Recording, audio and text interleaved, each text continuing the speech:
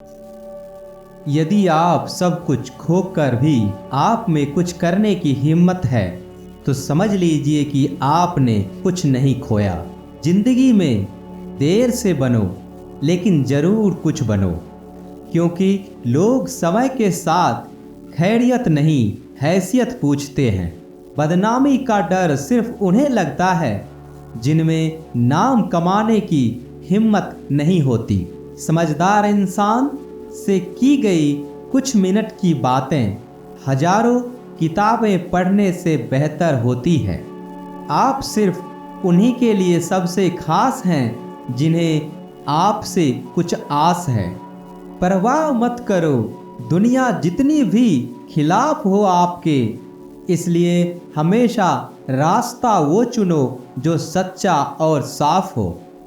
जिंदगी हमेशा आपको एक नया मौका देती है। सरल शब्दों में उसे कल कहते हैं। पहले खुद से कहो कि तुम क्या बनोगे और फिर वो करो जो तुम्हें करना है। इससे पहले कि मैं लाश बन जाऊं, कुछ तो ऐसा करूंगा कि मैं खास बन जाऊं। जो अपने कदमों के काबिलियत पर विश्वास रखता है अक्सर वह अपने मंजिल तक पहुंच जाता है। समझना है जिंदगी तो पीछे देखो, जीना है जिंदगी तो आगे देखो। अगर अच्छी नीयत हो तो नसीब कभी बुरा नहीं होता। विजेता से कभी नहीं पूछा जाएगा कि क्या उसने सच कहा। जीवन लंबा होने के बजाय महान होना चाहिए। अगर आप लोगों का लीडर बनना चाहते हैं तो आपको शब्दों का मास्टर बनना होगा। देर से बनो पर जागरूक बनो। जमाना खैरियत नहीं हैसियत पूछता है। मेरे दोस्तों, मुश्किलें तो कुछ देर रहेगी लेकिन सफलता पूरी जिंदगी। कभी कभी मेरे मन में यह ख्याल आता है कि मुझे अपने लक्ष्य को पाने का विचार त्याग देना चाहिए, लेकिन तभी मुझे वो लोग याद आ जाते हैं जो मुझे असफल होते देखना चाहते हैं। खुशियाँ तकदीर में होनी चाहिए, तस्वीर में तो हर कोई मुस्कुराता है। महात्मा बुद्ध के लाखों शिष्य थे। जैसा कि आप जानते हैं, महात्मा बुद्ध के लाखों शिष्य थे। जब उनके किसी भी शिष्य को ज्ञान प्राप्त हो जाता था तो बुद्ध उन्हें एक दिशा में भेज देते थे ताकि वहाँ के लोगों को जागरूक किया जा सके। एक दिन एक शिष्य आकर गौतम बुद्ध से कहा, बुद्ध, मुझे आपके पास आए हुए 5 साल हो गए। मेरे पीछे कई शिष्य आए जो ज्ञान प्राप्त करने के बाद आपने उन्हें किसी एक दिशा में ज्ञान देने के लिए भेज दिया, लेकिन आपने मुझे अभी तक कहीं नहीं भेजा। हे बुद्ध, क्या मुझे अभी तक ज्ञान प्राप्त नहीं हुआ है? महात्मा बुद्ध ने मुस्कुराते हुए कहा, हे वत्स, आप इसका जवाब स्वयं समझें कि आपने आत्मज्ञान प्राप्त किया है या नहीं। शिष्य ने कहा, हे भगवान, इन 5 वर्षों में मुझे वह सब याद है जो आपने मुझे उपदेश में बताया है, इसलिए आप मुझसे कुछ भी पूछ सकते हैं। मैं आपके हर प्रश्नों का उत्तर देने में सक्षम हूँ। मुझे एक मौका दीजिए ताकि मैं भी एक दिशा में जाऊं और लोगों को आपके ज्ञान के बारे में बता सकूं।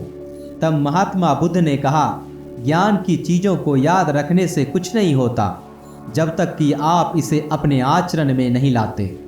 जब तक आप अपने जीवन में कुछ नहीं लाते हैं, आप दूसरों से इसे अपने आचरण में लाने के लिए नहीं कह सकते हैं। शिष्य ने कहा, कृपया मुझे एक मौका दीजिए, आप मुझ पर भरोसा कीजिए।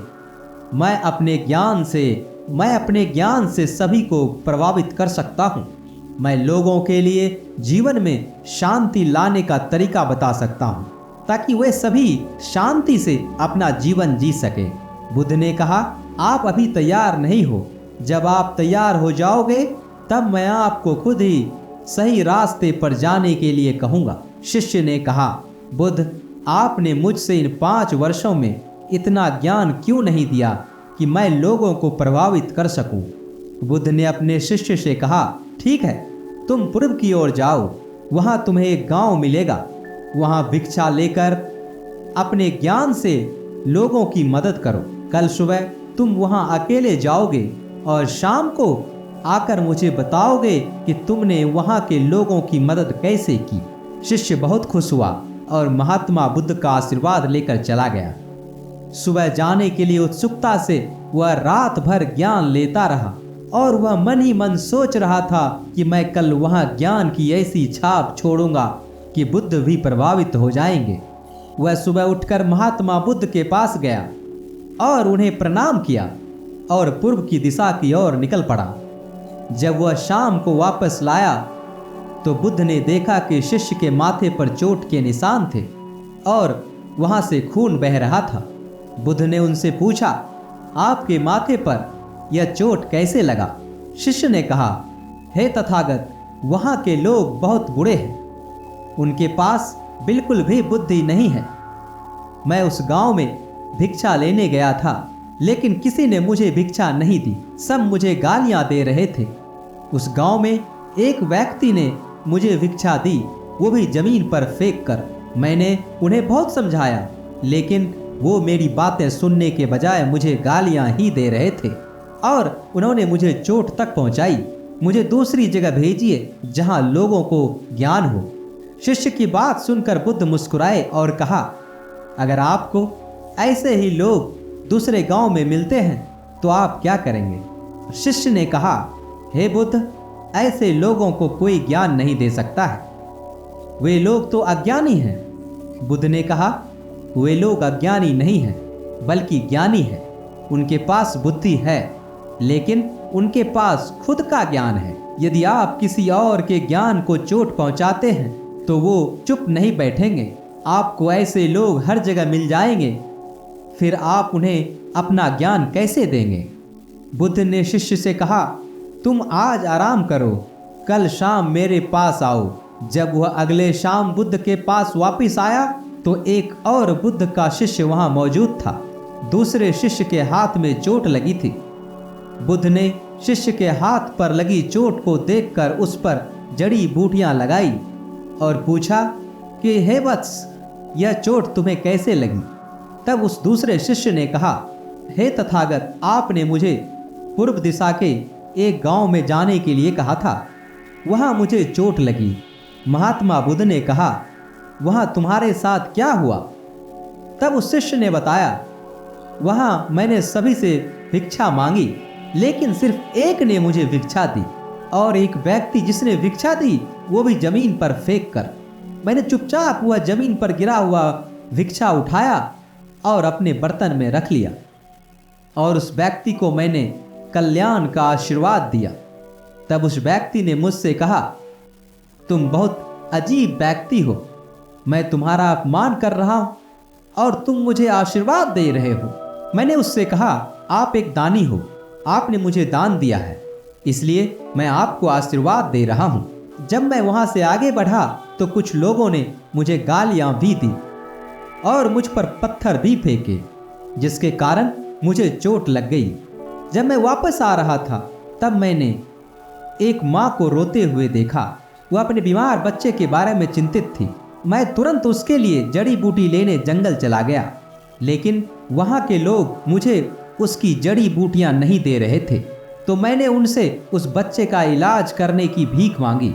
इसके बाद मैंने ठीक वैसा ही किया जैसा वे कहते हैं। फिर जिसने मुझे भिक्षा दी थी उसने गांव वाले को समझाया, फिर उन्होंने मुझे उस पर जड़ी बूटियां लगाने दी। उसके बाद बच्चा ठीक हो गया। गांव वालों ने मुझसे अभद्र व्यवहार के लिए माफ़ी मांगी और मुझे धन्यवाद भी दिया और इसके बाद मैं वहां से वापस आ गया। हे बुद्ध, मेरा आपसे एक अनुरोध है कि उस गांव के लोग बहुत सरल हैं। क्या मैं उसी गांव में जा सकता हूं हर रोज भिक्षा मांगने के लिए? पहला शिष्य यह सब सुन रहा था।